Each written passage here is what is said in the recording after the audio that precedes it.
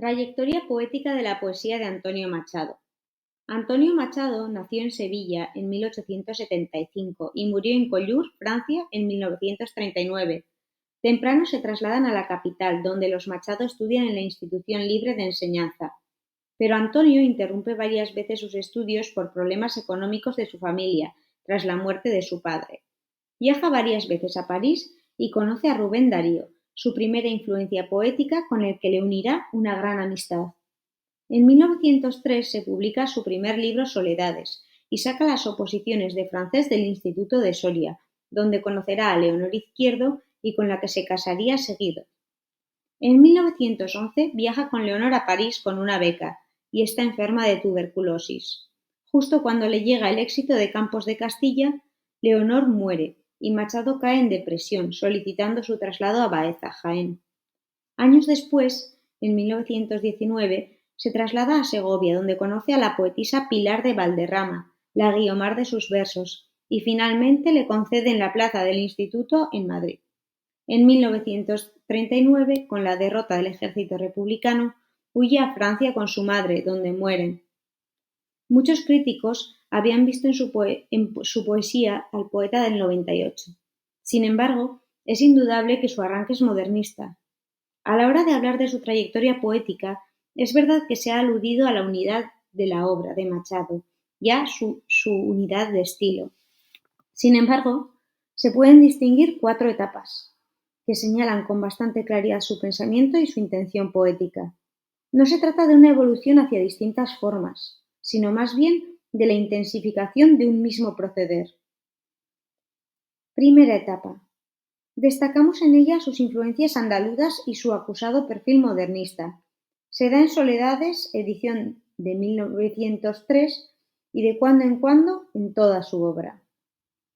En la segunda edición, 1907, de Soledades, Galerías y otros poemas, Machado renuncia a todo elemento modernista, suprime los poemas de este tipo que estaban en la primera edición y añade otros nuevos. Machado ha eliminado todo el exceso modernista, imágenes brillantes de música y color, para llegar a una expresión íntima y sencilla del sentimiento más íntimo, el intimismo. Aparecen ya 2 de sus rasgos fundamentales, la sencillez formal y la intimidad como motor único del poema. Sus temas son recuerdos infantiles, soñados con nostalgia, presagios de muerte y sentimientos melancólicos de amor que no se tiene. Segunda etapa, Campos de Castilla. Se corresponde con Campos de Castilla, su etapa de plenitud en la que aporta 3 grandes temas, permanentes en la generación del 98, la preocupación histórica, el paisaje, el amor y variantes. Castilla alejada en el recuerdo y el amor perdido. Esta obra tiene un gran éxito, pero también muere Leonor.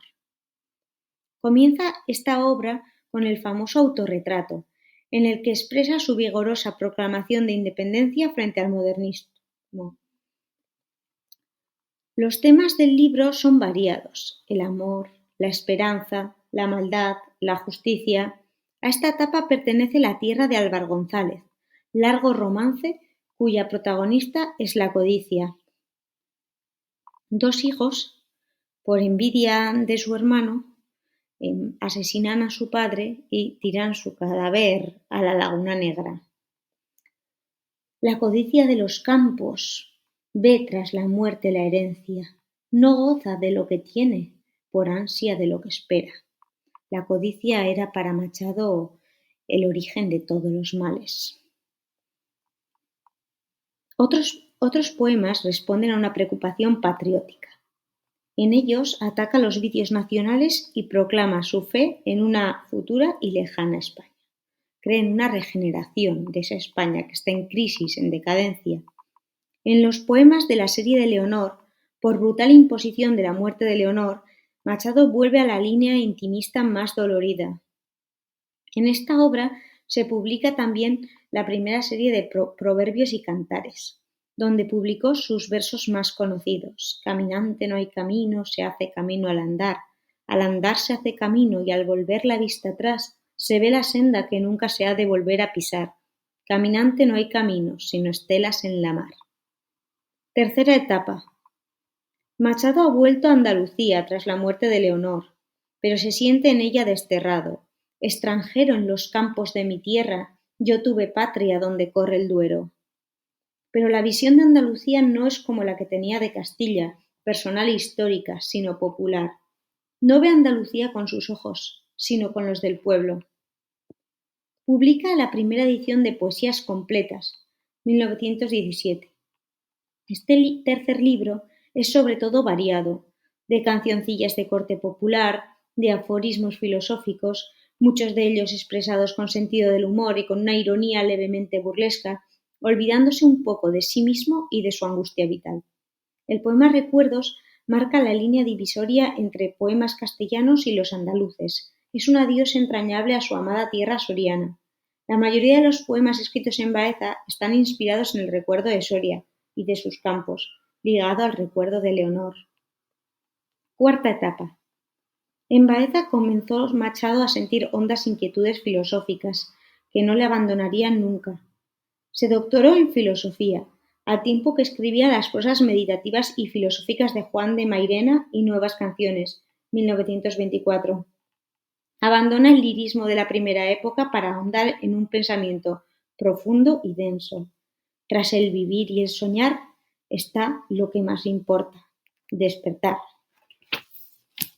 La recuperación más importante está en la nueva serie de Proverbios y Cantares, que incorpora uno de los géneros poéticos más genuinos de Machado, aunque el paso del tiempo gravita también sobre estos poemillas que son bastante distintos de los que inicia en su libro anterior, llegando al centenar de poemas. El volumen incorpora un cancionero apócrifo, donde figuran canciones a Guiomar, así como los poemas de la guerra, que fue publicado en periódicos y revistas. Cuando estalla la guerra civil, Machado quiere ser poeta cívico y bélico, y así surgen sus poesías de guerra, desde una exaltación patriótica republicana, reflejan la conversión del poeta a la causa de la justicia y la solidaridad. La pieza más hermosa de la serie es El crimen fue en Granada, desgarradora elegía a Federico García Lorca. Para concluir, la poesía de Antonio Machado se caracteriza por su autenticidad, por la capacidad para transmitir emociones al lector a través de un lenguaje poético sincero y sencillo en la forma, pero profundo y meditado en el fondo. Por ello, su influencia en la poesía y el pensamiento del siglo XX es capital. Por encima de los gustos estéticos o las modas cambiantes, Machado representa la profundidad en el enfoque de los graves problemas humanos y de fidelidad a sí mismo, al ser humano. La obra de Machado gozó del mayor respeto entre la llamada generación del 27, sobre todo a partir de la Guerra Civil. En cambio, en la posguerra, los poetas, con Blas de Otero a la cabeza, vuelven hacia Machado y lo convierten en el más alto ejemplo de poesía y humanidad. La poesía de la experiencia lo recupera porque la encuentran más sincera, intimista y de estilo coloquial.